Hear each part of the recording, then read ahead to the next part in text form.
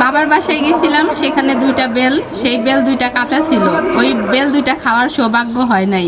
বাসায় আসতে না আসতে দেখি শাশুড়ি মা 2টা পাকা বেল নিয়ে বসে আছে, আমার হচ্ছে ভর্তা করে খাওয়াবে। দেখেন রিজিক কি জিনিস, ওইখানে দেখছি কিন্তু রিজিক এইখানে ছিল। বেল কিন্তু একই, গাছ হয়তো আলাদা, খাবার কিন্তু একই, কিন্তু রিজিক এইখানে ছিল। এখানে আসার পরে এখন শাশুড়ি মায়ের হাতে এই বেল ভর্তা খাবো।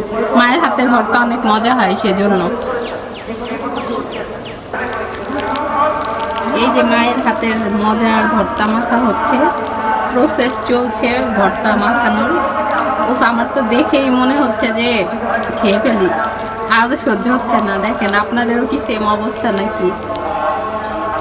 আজকে যেহেতু জুম্মার দিন, চারিদিকে খুতবা চলছে, তাই আমাদের কথা হয়তো বা বুঝতে প্রবলেম হবে, কিন্তু ভর্তা দেখে তার সহ্য হচ্ছে না। হইছে নাকি আরো মাখাবেন? ফাইনালি ভর্তাটা এরকম হয়েছে। ও কি লোভনীয় লাগছে দেখেন। কারোর যদি এটা দেখে লোভ লাগে, সত্যি আমার করার কিচ্ছু নাই, বানাই খান যান, লোভ দিয়েন না।